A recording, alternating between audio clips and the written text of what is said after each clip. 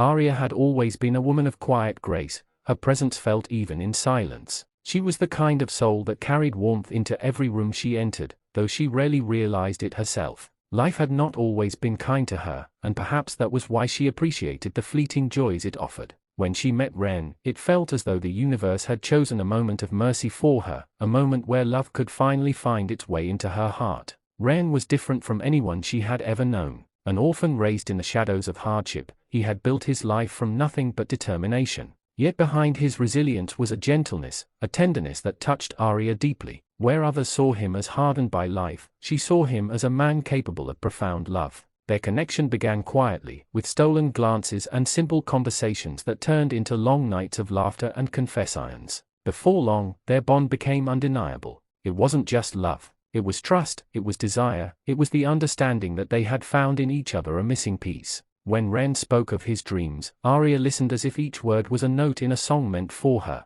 When Aria smiled, Rayan felt as if he finally belonged somewhere, and in that belonging, they planned their escape from the routines of life, a vacation by the ocean, where the world would be theirs alone. The sea had always fascinated Aria, and Rayan had promised her an adventure she would never forget. They traveled together, hand in hand, their laughter echoing against the crashing waves. Their days were filled with sunshine, long walks along the shore, and the thrill of sailing into open waters where the horizon seemed endless. That morning, as they prepared their small boat, Rayan leaned close and whispered, "Out here, it's just you and me. No past, no pain, just us." Aria smiled, her heart full. She believed him. She wanted to believe that the world could be that simple, that love could shield them from everything else. As the boat cut across the turquoise waves, the salty air tangled in her hair, and Rayan's hand never left hers. For hours they sailed, laughing, pointing out dolphins in the distance, dreaming aloud of futures they might build together. The world seemed perfect, but perfection is fragile, and the ocean, though beautiful, carries a wildness that no one can tame. By late afternoon, the winds had shifted. The calm sea grew restless, the once gentle waves turning violent. Clouds gathered with alarming speed, darkening the horizon. Aria's heart tightened as the boat rocked fiercely. Rayan tried to steady it, his muscles straining against the force of the storm, his voice calm as he reassured her, but the sea was merciless. The boat capsized with a violent crash. One moment they were clinging to each other, the next they were plunged into the icy depths. Salt water stung her throat, her vision blurred as she fought to surface. She reached out desperately, searching for Rayan in the chaos of the storm. For a fleeting second, she saw him, his eyes locked on hers, his arm outstretched as if to protect her even then. And then, he was gone. Aria screamed his name, but the waves swallowed her voice. The night dragged on in terror. She clung to a piece of broken wood from the boat, her body shivering, her mind refusing to accept the truth. When the storm finally passed and dawn arrived, Aria found herself alone in an endless expanse of water.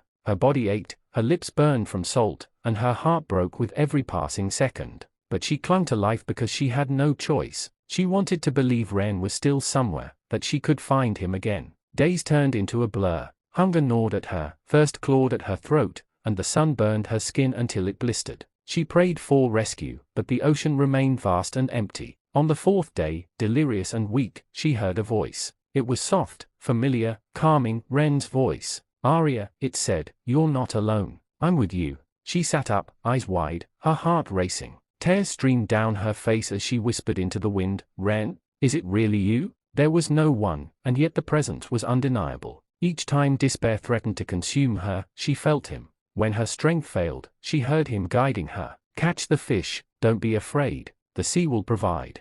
With trembling hands, she fashioned a crude way to grab fish with broken pieces of wood and her bare hands. Raw and desperate, she had to survive. It was bitter, it was painful, but it kept her alive. When the sun scorched her, she heard him, "Stay low, cover your skin, you're stronger than this." When the nights grew cold and loneliness threatened to break her, she heard his whisper, "Remember my love. That love will carry you." The days stretched into weeks. Her body grew thinner, weaker, her face hollowed by hunger. But her spirit clung to him. He became her guardian, her guide, her reason to keep breathing. Sometimes, in the quiet of night, she would close her eyes and imagine him beside her, his hand on hers, his smile breaking the darkness. "You will survive, Aria. You must." By the 20th day, her body was frail, her lips cracked, but her will was unbroken. Each sunrise was a victory. Each fish she managed to catch was proof that she was not yet defeated. She marked the days in her mind, whispering to herself, whispering to Ren's memory, refusing to surrender. But on the 30th day, her strength finally gave way. She lay across the battered wood that had kept her afloat, her body barely able to move. The sea was calm, the sky bright, but her eyes grew heavy. She whispered, "Ren, I tried. I don't know if I can anymore."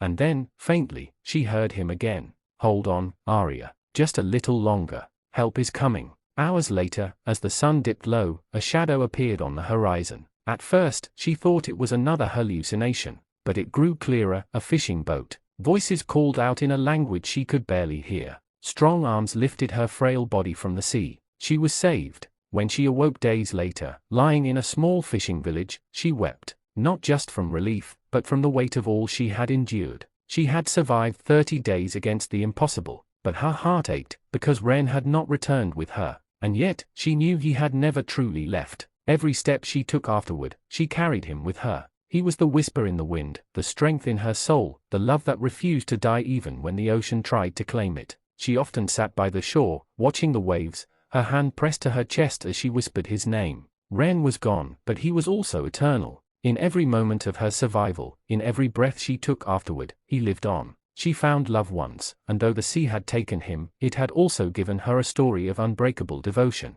For the rest of her life, Aria knew this truth: love does not end with loss. It becomes part of us, guiding us, saving us, reminding us that even in the darkest waters, we are never truly alone. And so, though she walked the world without him, Ren was always there, her protector, her guide, her forever.